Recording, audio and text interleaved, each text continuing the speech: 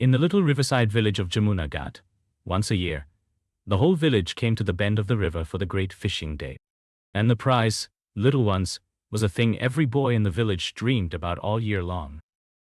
A real fishing rod of polished bamboo, with a bright red float, and a reel that clicked like a happy beetle. The Sarpanch, the old village headman, had brought it himself from the big town, and he held it up over his head for all to see. Children of Jamunagat, the rule is simple. From sunrise to noon, fish with one line and one hook. Whoever brings me the heaviest basket of fish, fairly caught, wins this rod. Fairly caught. Remember those words. Among the children stood a thin boy named Arav. He had no fine rod, only a bent pin tied to a length of his mother's old thread, and a patience that was bigger than the river. I have wanted that rod since I was small. If I catch enough today, maybe, just maybe, it will be mine. I will sit still and quiet, and I will try my very best. And there was Deepu, loud, quick and clever in all the wrong ways. Deepu wanted the rod too, but Deepu did not like to wait, and he did not like to lose. Not even a little. Sit and wait for fish to bite? Ah. Only fools do it the slow way. There are quicker roads to a prize, if a clever boy knows where to look, and I am a very clever boy. The sun rose pink over the water. The children spread along the riverbank, and a great quiet fell, broken only by the plop of hooks and the sleepy song of the river.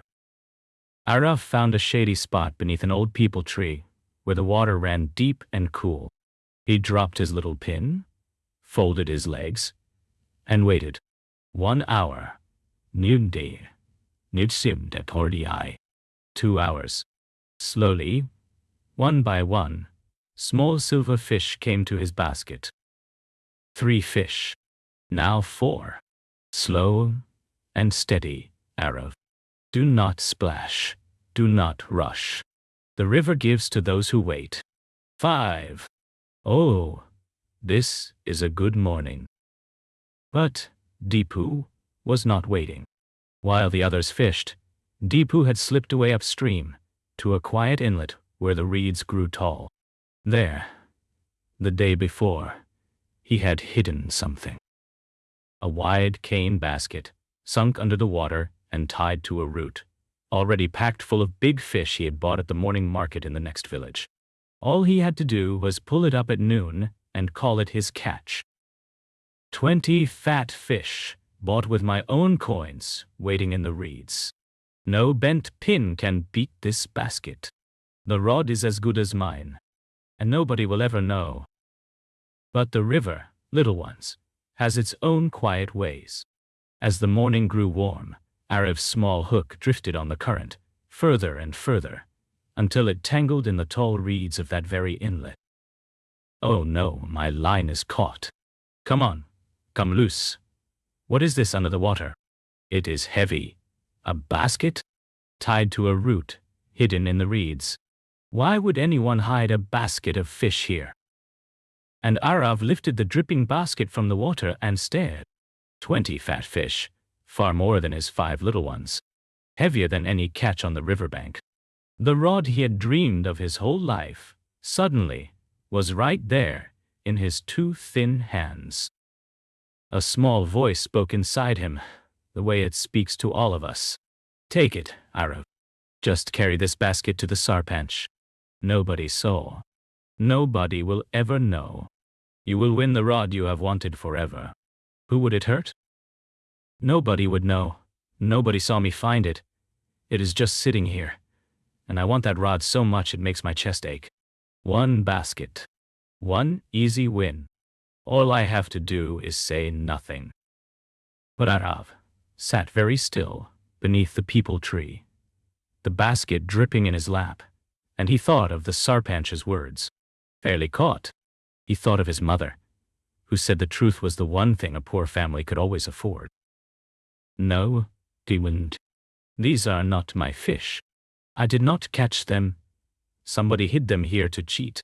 If I win with these, then I am the cheat, and the rod will feel like a stone in my hands every time I hold it. A prize won by a lie is not a prize at all. And so, Arav made up his mind. He did not take the basket to claim it. Instead, he tied it back exactly where he found it, climbed out of the reeds, and went straight to the sarpanch to tell him the truth.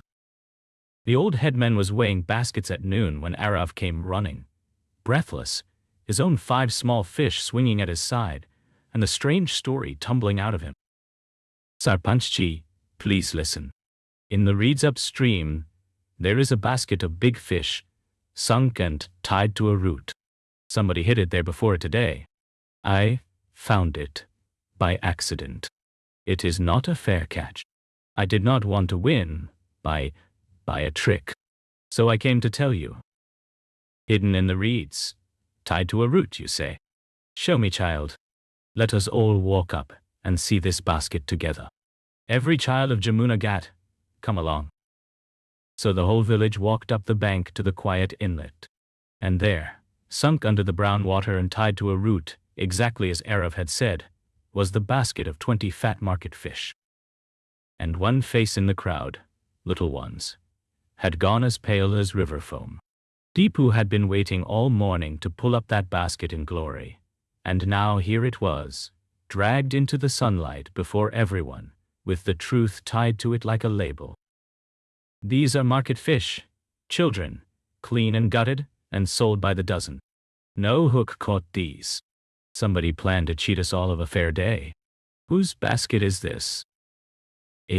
It was mine, Sarpanchji. I bought the fish. I hid them. I only wanted to win so badly. And I thought no one would ever find out. I am sorry. I am so ashamed.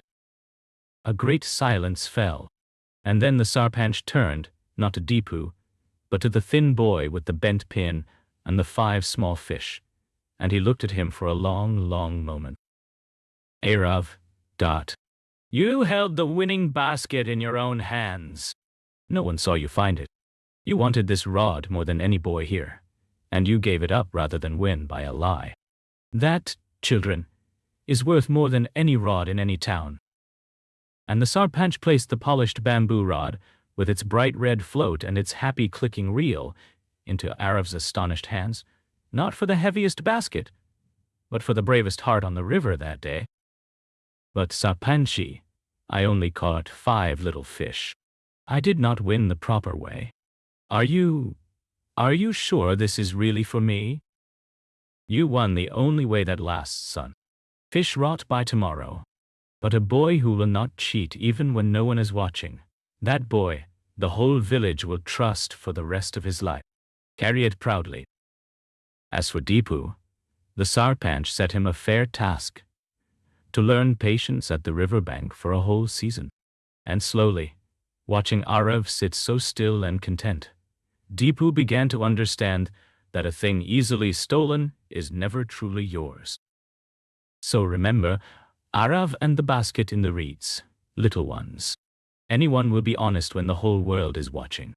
But the truest test of who you are comes when no one is watching at all, when the easy lie sits dripping in your own 2 hands. Choose fair. A prize won by cheating turns to ash. A thing won honestly is yours forever. And that is the tale of the boy who could have cheated and chose not to. What would you have done with that basket in the reeds? Tell Grandpa in the comments below, and subscribe, for the next warm story is already waiting. Sleep well, little ones. And always, always play fair.